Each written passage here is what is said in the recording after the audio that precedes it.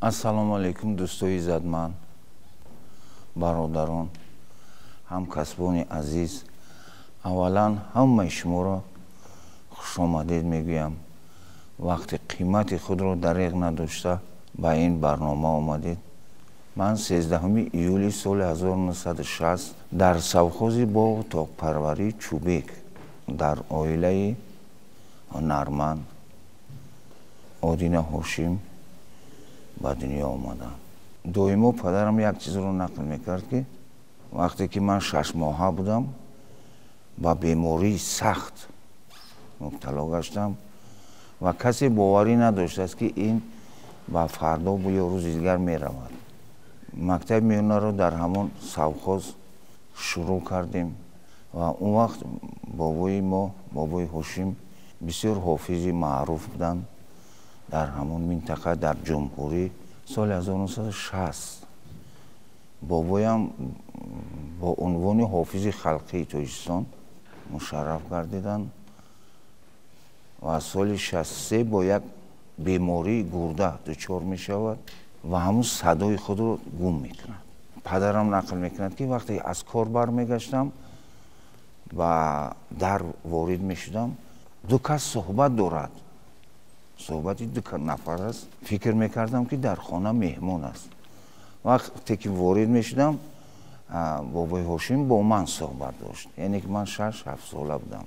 бобоям бисёр шахси ҳазилгӯ буданд, бисёр овози қавӣ доштанд ва бештару бештар ба хондани сурудҳои қаландарӣ, вақте ки ҳамун овози ним гирифтае ки ҳамун садоро гум карда буд, бисёр мехон, ду мисра пайҳам меравад ва аз номаш маълум аст қаландар, яъне ки дар васфи бародар аст, диёр аст. аз хотирам намеравад, боре ҳамроҳи падарам, ман бисёр ки хурд будам, 7 сола будам, бобоям ки ҳамроҳшон рафта буданд дар ҳамин ноҳияи Панҷ, имрӯза дар як маъракаи тӯӣ. падарам ки мерафт, бобоям маро ҳамроҳи худаш гирифта. ба ҳамун ҷо рафтем. моҳи октябр буданд. ҳамин лаҳза ҳеҷ вақт аз хотирам намеравад. вақте ки рафтем, дар он ҷо ҳаво сард буд, болоро палатка кашиданд ва то соатҳои 3 шаб падарам онҷа суруд хонданд барои мардум.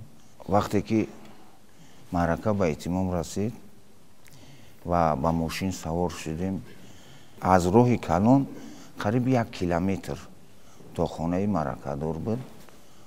агар бовар кунед, ҳамон қадар баъз мешуд ки ҳамин 1 километре ки роҳ буд, ду тараф одамо рост истода хушомадед мекарданд.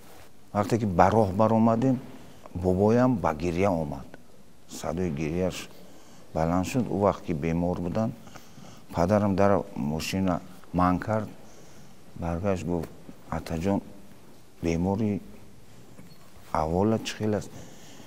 ҳай кунем, гуфт, созай, ман хуб ҳастам. шукри худованд, гуфт, аз мо чунин фарзанд. яъне ки шукргузорӣ кард ки аз мо чунин фарзанде ки мардум ин қадар истиқбол карданд. дар синфи сеюм мехондам. бобоям бо ҳамон бемории гурда аз дунё гузаштанд ва соли 71 мо ба маркази ноҳия кӯч бастем ва дар маркази ноҳия идомаи таҳсил кардем дар мактаби рақами 1. вақте ки ба мактаб омадам, аз рӯзи аввал бо ҳамин шодравон Кароматлӯи Қурбон шинос шудам. он вақт мо Каромат мегӯфтем. 2 сол ҳамроҳ будем. баъдан оно омаданд ба ноҳияи Рӯдаки имрӯза, он вақт Ленин мегӯфтем. мактаби меҳунаро соли 77 хатм намудам. бисёр мехостам ки ба шаҳри Душанбе биёям, дар донишкадаи фарҳангу санъат дохил шавам, лекин падарам чизе намегуфт. ҳар вақте ки мепурсиданд, мегуфтам ки донишкадаи фарҳанг санъат меравам. вақте ки аттестатро гирифтем, омодагӣ доштем, баъдан падарам гуфт ки ایجا بیا بشی کجا میره خوندن نباشه چند باری پرسیدن میدونن من گفتم همه خیلی گفت نه خودت انستیتوتی صنعت شهر شنبه نمیره خودت باید دانشکده آموزگاری شهر کولاب میره در شعبه فیلولوگ میخوانی زبان ادبیات بعدا خیلی جوان بودیم کمی سرکشی هم میکردیم بعدا گفتن که گوش کن خواهی نخواهی شهر شنبه میره یک از استادی تو میشوه گشتم میای با همین استاد ما هستم برای همین نمیره خیلی رفتیم دانشکده پداگوژی شهر کولاب داخل شدیم اولین رفیقایی که در اونجا شناس شدیم اودینایف براتلی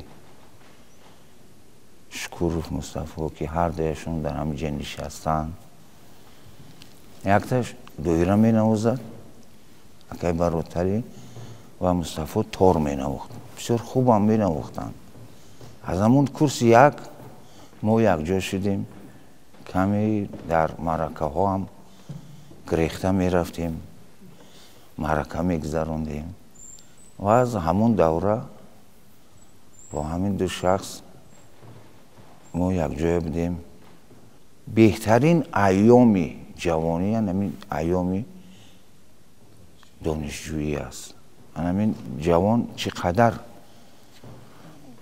مهنتی و چقدر زحمتی که میکشد برای آینده خود همین ایام است در کورس دیگه میخوندیم و دویمو پدرم همین تاکید میکرد که از کارهای جمعیتی دانشکده هیچ وقت خفا نماند و در دانشکده ما بسیار معلمانی با قوت بودند چالش ساعت سعید جعفروف علمخان کوچروف سبزایف اکرام اسکندر بسیار معلمانی با قوت بودند و اون وقت چالش ساعت که دکانی فاکولته ما بود بسیار با صنعت و فرهنگ بسیار شوق داشتن و از همون کورس یکم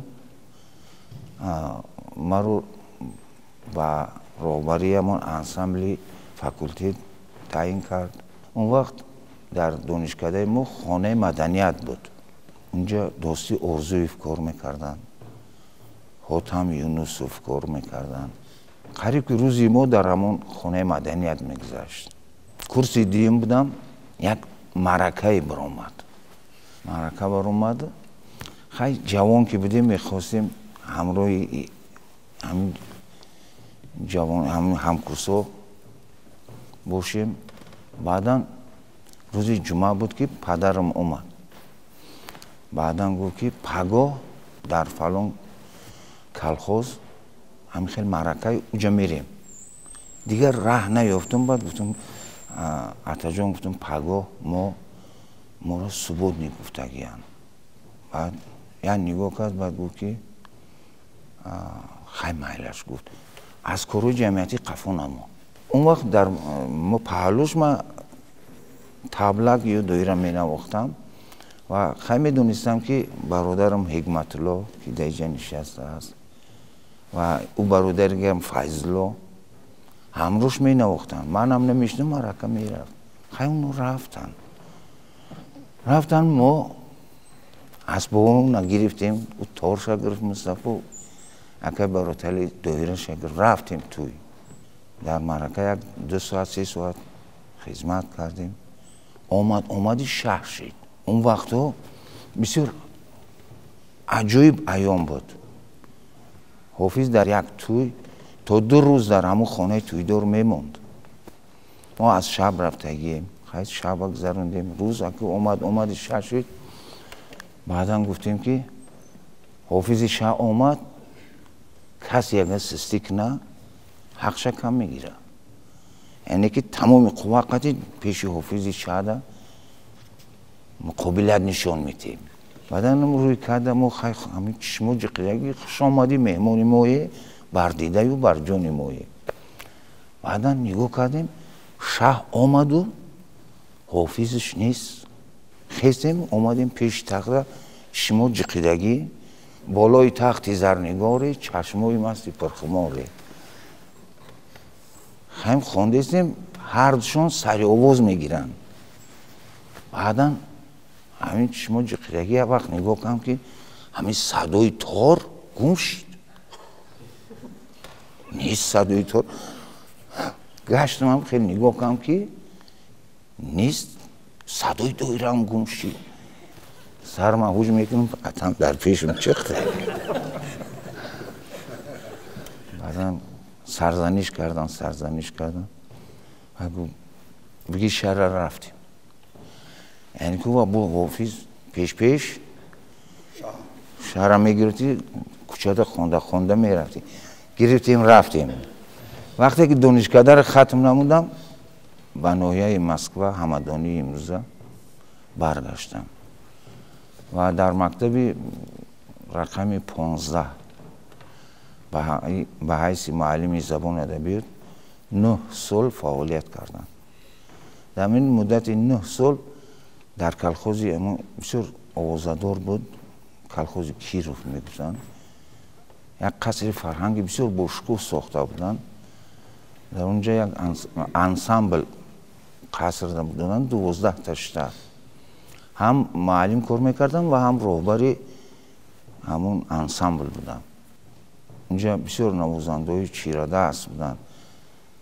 عبدالرحمن افغانوف شما ناز میدونید، سید علی نبیف، تیشخان، محبت بسیار نوازنده خوب بودن. گرد آمده بودن و هر وقتی که خواهش پیدا میشید و همون انسامبل در همین ناحیه مسکو، ناحیه فرخار، ووسی با کنسرت می رفتیم.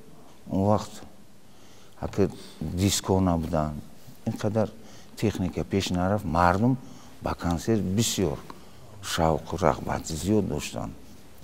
همین گونه سالهای 91 92 بود. هم در مکتب کار میکردم از سال 81 تا 91. هم در انسامبل کلخوز کار میکردم. حتما بگاه اگر پدرم که کنسر میداشت یا از کلخوز یا از مکتب برآمده همراه پدرم به کنسرت میرفتیم. اون وقت کنسرت های تئاتر کلوب خیلی زیاد بودن. همین گونه در 3 جبهه کار میکردیم. و هم سال 92 بود. بعد وقتی که در خانه نشستگی بودیم همراه پدرمون، بعد یک نگاه کرد گفت که بیا گفت بچم مکتب بس کن. اون وقت بسیار با مکتب با همون خواننده ها بسیار دل داده بودم به همون مکتب. اول گفتم که نه مکتب نیستم. گفتم بس با همین ساحه بگذر، با ساحه صنعت یک پره بگذر. اولی سال 93 ما هم کوچ بستیم به شهر دوشنبه. اولین فعالیت کاری رو از تئاتر لاهوتی سر کردیم. هیچ از خاطرم نمی رود. 20 نوامبر در تئاتر افیشه ها تیار بودن، افیش نوشتگی تیار بودن. باید که پدرم کنسرت میداد 20 نوامبر و 4 روز ماندن به همون کنسرت عمر وفایی نکرد. پدرم خیلی از دنیا گذشتن. 4 سال در تئاتر لاهوتی کار کردیم. سفرهای هنری خیلی زیاد رفتیم. در چندین نمایشنامه ها به حیث نوازنده و آوازخوان اشتراک کردیم. بعداً با خواهش اکای خال احمد خدا بیاموزشان، شخصی بالای قد بودن در کسب اختشام، تکلیف کرد که با خوری تئاتر اپرا بالت سالیس بگذار. بعداً با اینجا گذاشتیم. 2 سال دیگه در اینجا فعالیت کردیم همراه اکای خال احمد. از سال 97 با خواهش استاد ظفر ناظم اون وقت دیرکتر بودن میرزا احمد نوروف. هر دویشون خواهش کردن که با فیلارمونیا بگذار. بعداً با فیلارمونیا گذاشتیم تحت روبری استاد ظفر نوزیم. از سال 97 تا امروز در همین فیلارمونی دولتی تویستان با نام یکاشریف جورایف فعالیت کردیم. ما اولا انسامبل گنجینه بودیم، بعدا یک ما رو گروهی کنسرتی کردن. در گروه کنسرتی فردوس جان بود خودم و یک جوانیگر ذاکر نورانی میگن که نه دانشکده را ختم کرده بود، او را همراه خود گرفتیم.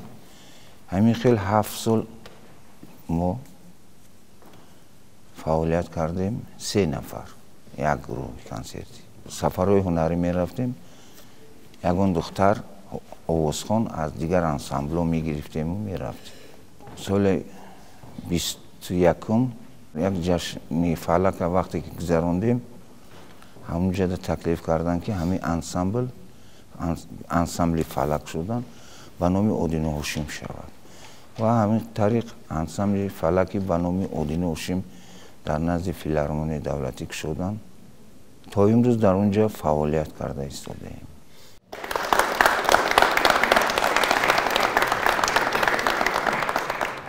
همین روابط دوستانه هر دو حافظ اودینو هاشم و عبدالله نظری در خاطرتان هست و در یگان معرکه خانوادگی این استاد شادروان عبدالله نظری اشتراک کردید یا نه و چگونه لحظه ها در خاطر شما مانده است؟ پدرم استاد عبدالله نظری رو همچون استاد احترام میکرد. پدرم یک شعری دوست داشته داشت از اکای عبدالله، گفتی بگو در چی خیالی و حال چیست. همین یگان ساعت بیکار میموند، حتما به خانه اکای عبدالله میرفت. در مدت 3 ماه 4 ماه حتما یک شب مهمون میشد در شب و پدرم فقط خواهش میکرد همون رو 2 بار 3 بار اکای عبدالله همون تکرار به تکرار همون سروده میخوان. از همین دوستداری زیاد یک آهنگی اکای عبدالله را پدرم وقتی که به خانهش اومدیم گفت همین طاق ابرو، دل به طاق ابروی او مای پرستی میکند. اکای عبدالله گفت اجازتم بده همین سروده میخوانم ثبت میکنم. گفت اجازت. بعد ثبت کرد. ما قریب که با این اویله روابطی بسیار دوستانه داشتیم و داریم.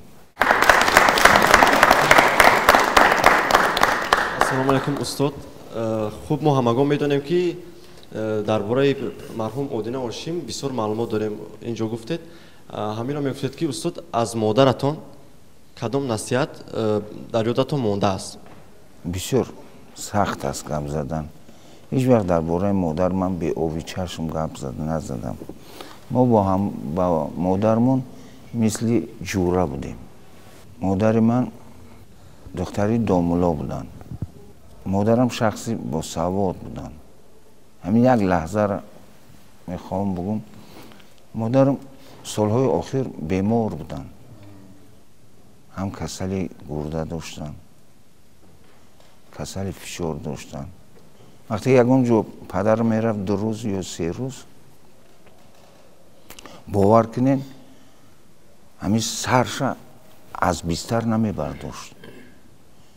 همین قدر همین فرزندو تولو میکردیم، زوره میکردیم که اقلا یک پیاله چای یک بار یگون نمیخیست، 2 روز نمیخیست از جا. همین صدای ماشین، صدای سیگنال همین پدر من میشینید، راست میخیستاد، میرفت خنده خنده خودش درم میکشد. خیلی لحظه رو چند بار دیدیم. بعدا یک بار طرف مادرم بعد ما هم گیله کردیم که موچه جان 2 روز از جد نخیستی، با ما سخن هم نگفتی، این چی شد که اتم آمد سوز شدی؟ بعد هم کمی گفت که падартона эҳтиёт кунед, намониниш ки зиқ шава, ҳаракат кунем ки ӯ доим ором боша, худша ҳаёт саломатиша барои падарам қурбон кард. барои ҳунарманд иҷа ба ҳамаи бародарои мо ҳунармандам бештар, барои ҳунарманд оилаи солим асоси кори мо аст. барои ҳама азизтарин шахс,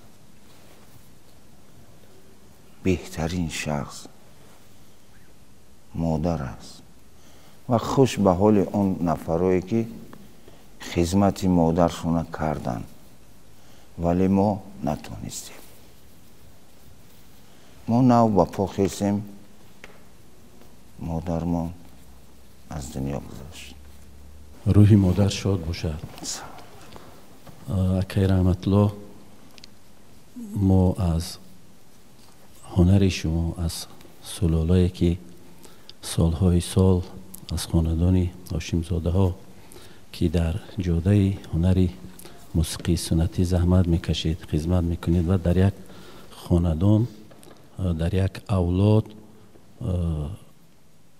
иштибоҳ накунам 4 нафар ҳофизи халқии тоҷикистон ба ин унвон мушарраф шудед. воқеан ин арзандаи хонадони шумост ки хеле заҳмат кашидин дар ин роҳ ва дар ин гирӯдоре ки имрӯз мусиқиҳои кӯчабоғӣ хеле боло гирифтаанд, шумо қаҳрамонед ки рӯ ба рӯи инҳо ҳунарнамоӣ мекунед ва аз фалак мегед, аз мусиқии ирфонӣ мегед, садои орифона доред.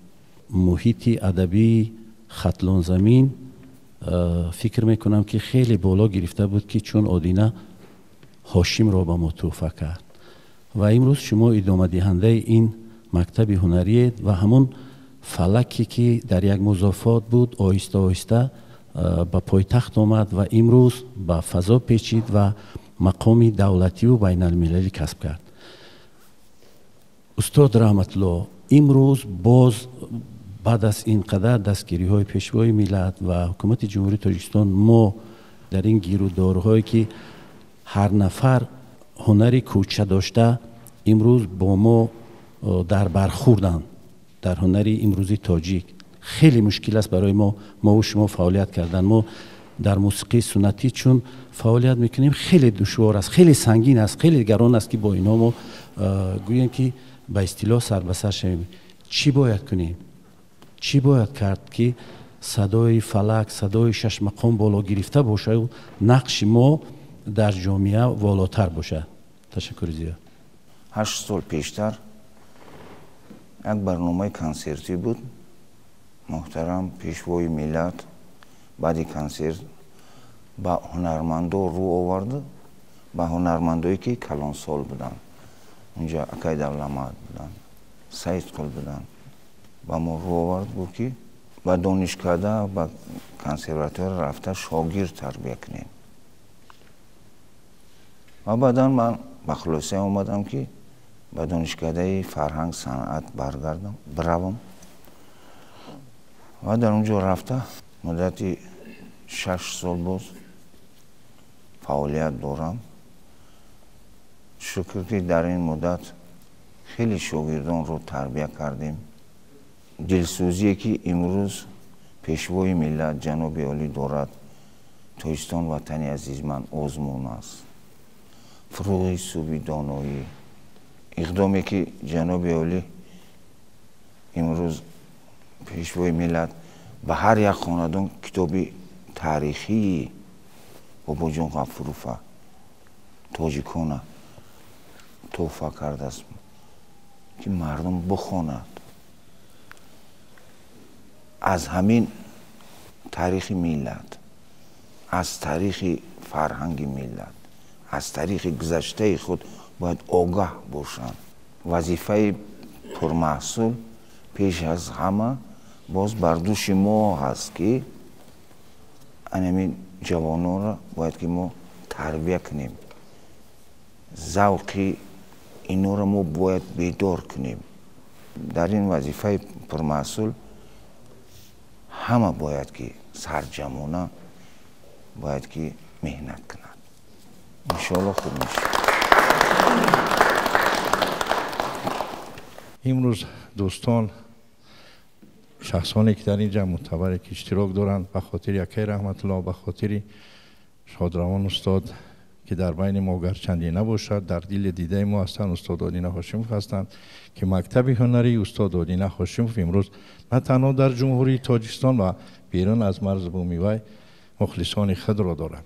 من همچنین یک شهروند شهر کلاب همسبق یکی رحمت الله امروز یکی مصطفی که از خودی این کس از رشتان زمین و من از کلاب و یکی رحمت الله از همدان با خوردیم چقدر از سال 81 دوستی داریم و افتخار میکنم همین خیل دوست همین خیل رفیق و ما نصیب گردد. با شما خوشی‌های زندگی موفقیت.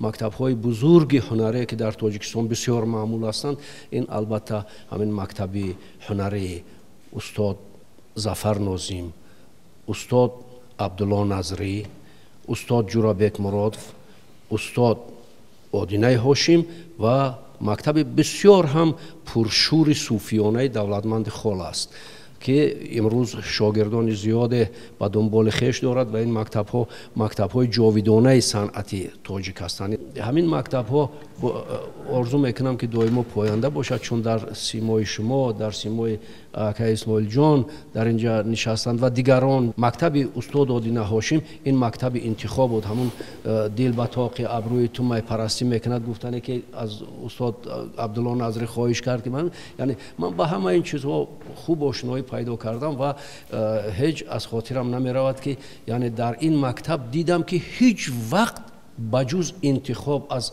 ادبیات یعنی بهترین پدیده که در شعر در ادبیات بالای کار آمده است از اون فراتر جوسته است اما پایان نرفته است. حالا مانده است سرودهایی که آدینه هاشم خوانده است و ما نشنیدیم یا که نخوانده است، آهنگهایی که با شما میدانید مثال وای زمزمه کرده است و در دل شما مانده است و شنونده همین سرودها را ما رسانده میتوانید، شما رسانده میتوانید. شعرهایی که انتخاب کرده است و امکانیتی خواندن نشد، این خیلی شعرها هستند. خطا نکنم تقریبا سالهای 2000 بود، اولهای سالهای 2000 بود، یک سرود پیشکش خوانندگان گردانیده بودید. ای بوتی من در علمت سوختم، دیده به دیدار تو من دوختم، آتش عشقت به دل افروختم، سوختم. مقصدی من از سرود شما از کجا دسترس کردیم؟ منش از کجا منش میگیرد این سرود؟ سوال همین این در همون نوحه حمدانی یک دیرکتور مکتب بود، بعدا شعر می نوشت مسلم با تخلصی مسلم شعر می نوشت. یک باری هم صحبت شدیم، بعد همون شعر را داد. یک تاریخ دارد، از دهات از کوهستان به شهر دوشنبه می آید، در دانشگاه شهر دوشنبه اون وقت به نام لیلین بود داخل می شود و در نزد همون اونیورسیتت دانشگاه یک دکان بود است، دکانی گازیت فروشی. در همونجا یک دختری اساتین کار میکرده است. با همون دختر همون قدر دل داده است که وقتی که از درس می برآمده است از او طرف کوچه 2 ساعت یا 3 ساعت با همون دختر نظاره میکرده است، میرفته است باز خانه با پگو همین خیر 5 سال همین حالا میگذرانه، بعدا ختم میکنه میرود خانه میرود، خیلی خانه دار میشود، از بین 50 سال میگذرد. همون عشق اولینی که در همین جا نوشته است همون را روی کاغذ میارد. ای بوتی من در علمت سوختم، دیده به دیدار تو من دوختم، آتش عشقت به دل افروختم، سوختم. اینجا خیلی تصویرهای بسیار میکند و بعد در آخر میگد که مسلم اگر چیزی کهن یاد کرد، کاهی کهن بود زینه و باد کرد. دل بچنین کرده زینه و شاد کرد سوختمی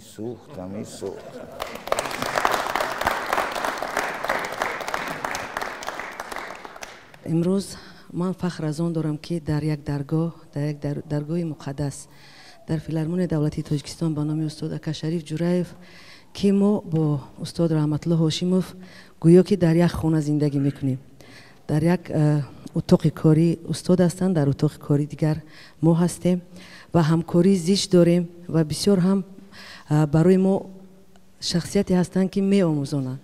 هر یک سال در جشن فلک استاد ما رو دعوت میکند و میگوید که البته از ژانر فلک برای رپرتوارت استفاده میبری و سرود برای من تیار کردن با فلک.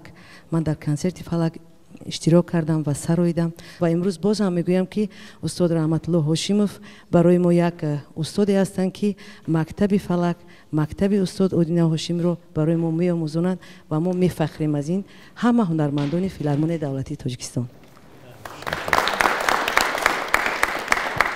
من هم میخواستم که از شادروان آغاز کنم، چون که من افتخار میکنم که از خردی با ترانه‌های شما ما کلام شدیم و در ناحیه فیض‌آباد هم شخصا در عائله ما تمام تاجیکستان، بیرون از تاجیکستان شما را دوست می‌دارم و من چی گفتن میخواستم؟ من شکرانه همین مکتب میکنم، شکرانه بابای اودینه میکنم و افتخار میکنم که شما را تربیت کردم و چقدر که شما گفتید که فردوس جان از شما بهتر کسی تربیت کردن نمیتوانست و شما این مکتب در وجود خودتون بود که مکتب اینقدر عمری دراز دید. من شکرانه شما میکنم.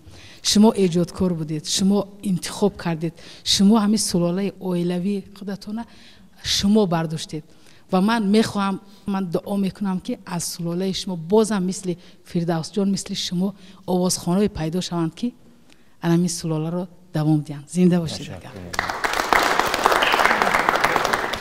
وقتی که اکای رحمت الله ما رو با دسته هنری فلک به کار دعوت کردن، من یک کم ترک چی میگن خیلی در حیرت موندم که من به دسته هنری فلک میروم، من چی باید خونم؟ خب بعد اندیشه های زیاد اومدم به دسته هنری فلک.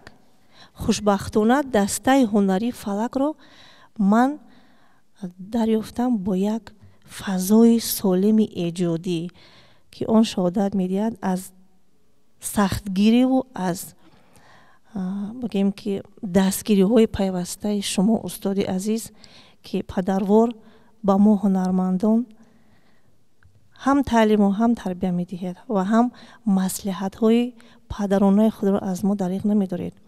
و خصلت خوبی اکای رحمت الله در جاده هنر با ما شاگردان چی است که وقتی که در دسته هنری فلک یک آهنگ تازه ایجاد اگر وارد شود، اکای رحمت الله همون آهنگ بگیم که مصلحت میپرسد، یعنی که فکرهای ما شاگردان رو به نظر میگیرد و این البته باعث خوشبختی است. در همه برنامه های کنسرتی که ما با دسته هنری فلک انجام میدادیم، اکای رحمت الله رو با قرصک ها پیشواز میگرفتند. بینید که وقتی که سرود تمام می شود، اگر هنرمند سرود تمام کند، در آخر سرود قرصک می شود. اما تعجب دقتوارش برای من چی بود که وقتی که موسیقی آغاز می شد و اکای رحمت الله به صحنه می برآمد، مردم الکی اکای رحمت الله رو با قرصک ها پیشواز می گرفتند و این شهادت می دهد از مکتب هنری شما استاد عزیز. شما با دست دعای پدر خود، شما با مهنت و زحمت های شبانه روزی خود که هر یک هنرمند شب زنده داری میکشد تا که یک سرود و یک آهنگ تازه ایجادی برای مخلصش پیدا کند. البته زحمت های بسیار طلب میکند. همین زحمت های شبانه روزی شما است که شما با این مرتبه های عالی سزاوار شدید و ما شاگردان دعاگوی آن هستیم که مکتب هنری سلاله هاشیموف خدا کند که عمر دراز طولانی داشته باشد و در مکتب هنری شما شاگردانی که امروز روی صحنه می آیند هنرنمایی کنند. زنده باشید. اگر هنرمند دویم در جستجو نباشد، دویم در سر ایجاد نباشد، دویم یگان چیزی نو پیدا نکند نخواند، عمر هنر کوتاه می شود. فقط نترسیده مهنت زیاد کردن در کار.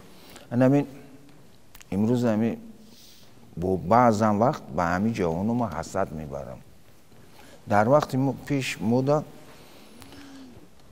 اولا میگفتن که شمالی جوانین استر بیستین کلانترها چکنن و در صحنه هم میکروفون میموندن، میگفتن مرحمت هنر تا ایشون بودی.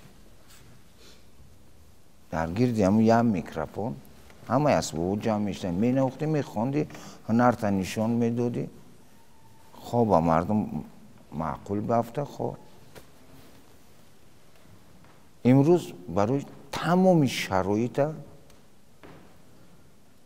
همین دولت باز میگم شکرانه همین سروری دولت، شکرانه همین پیشوای ملت، تمام شرایط برای همین جوانان مهیا کرده است.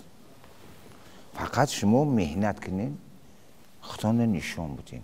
یا که جای سفر میره یک آواز خوب میبینه و شهر دوشنبه دعوت میکنه و خانه میته که فردا همین آدم برای همین ملت، برای همین وطن خدمت کنه. حوزی تمام شرایط برای اینا هست. گفتنی هستم که اینا باید مهنت زیاد کنن، مهنت کنن. اما خوانید و خوانید باز خوانید، در این هنر ما مهنت کنید با مهنت کنید، تمام دیگه، گپی دیگه نیست. در آخر برنامه از همه شما مینداری بیان میکنم، وقتی همین قدر قیمت های خود رو دریغ نداشتین با اینجا آمدین، همه شما تشکر میکنم، سری تعظیم فرود میارم و فقط از همه شما که اینجا بیشتر هنرمند هستن، از همه شما یک آرزو و تمنا دارم. امروز همین شهر دوشنبه عموما تویستان ما اینقدر پیشرفته شده است، اینقدر گل شکفته ایستاده است. همه ما و شما که هنرمند هستیم، همین وصف دیار ما نکنیم، وصف ملت ما نکنیم و برای مردمان صادقانه خدمت کنیم. خوش آمدین.